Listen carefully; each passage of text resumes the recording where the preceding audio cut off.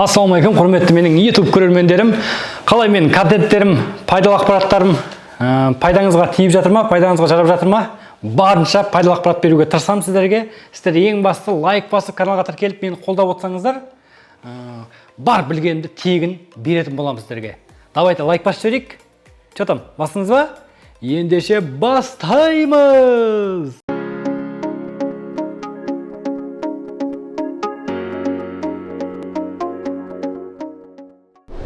Құрметті аналар, массажисті қалай таңдаймыз? Қалай дұрыс массажисті таңдаймыз?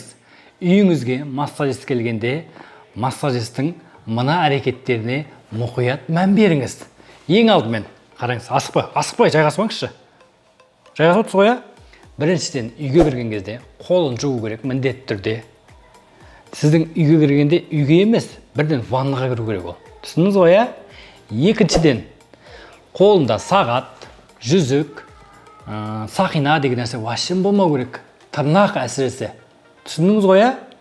Массажист, гигиена, тазалық, бірінші очередь тазалық. Одан кейін барып нәтиже. Уже қолында жүзік, сақина бар ма? Айтыңыз, мына сақинаны шешіп тастаңыз. Или келесі тырнағыңызды алып келіңіз деп. Көрдің ғой? Тазалық бірінші очередь. Потом массажист баламен контакт жасап отыру керек. Массаж жасаған кезде робот сияқты отпау керек бүйтіп. 15-20 метр робот сияқты отпау керек. Баламен контакт жасау керек, сөйлесу керек, әңгіме айту керек, ойнату керек, бүйтіп алдау керек. Түсіндіңіз ғой? Баламен контакты болу керек. Сосын өсек айтпау керек. Кейбір өсекті жіберетін массажистер бар. Ренжімеңдер, беттеріңе айтып отырмын. Ой, енді әңгімені жібереді десін, біраз адамды, біраз жерге апарып тастайды ғой десе. Өзі жақсы, қалған бәрі жаман ғой мына әлемде. Ана массажист үшін. Өз-өзін мақтай беретін массажисттен қашыңыз. Ешқашан массажист өзін мақтамау керек.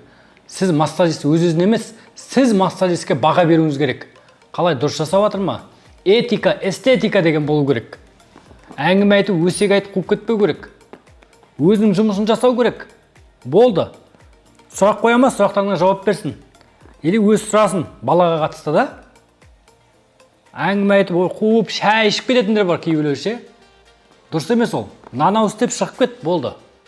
Шай ішіп туысқан, ағайын болып кетудің қажеті жоқ. Этика деген бар. Массажист пен ненің арасындағы нені сақтау керек. Өз жұмысын істе, и все, қалған зачем? Керек емес. Балаған ең басты контакт жаса, нәтиже шығар, и все. Көрдіңіз ғой? Массажистің осындай әрекеттеріне мұқият мән беріңіз. Өсекші массажистерге жоламаңыз. Давай деңіз, өзі мақтай беретін массажистерге. Өзі жақсы, қалған әлемнің массажистердің бәрі жаман ол үшін ше. Дұрыс емес ол, біреу жамандаған. Өзің жұмысын істе, басқа да шаруаң болмасын, и все. Солай, массажисті дұрысынан солай таңдаймыз. Түсіндіңіздер ғой да? Егер ақпарат пайдалы болған болса, лайк басып каналға тіркеліп алыңыз. Менде баланың қақырық шығару сабағы бар. Баланың қақырығын 1 жасынан шығарып тастауға болады. Қазір байқасаңыздар, күн салқын, жөтел, қақырық балдарда. Қақырығын шығарса, жөтел де азайып күшті болып қалады.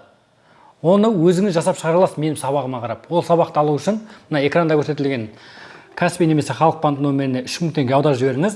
Сабақ 3000 теңге тұрады. И WhatsApp-қа, сол нөмірде WhatsApp-қа чек жіберсеңіз, сізді сразу сабаққа қосып қоямын. Қаншама ана осы менің сабағымды көріп, өз баласының қақырығын өзі шығарып жатыр. Келесі сабақта жолыққанша.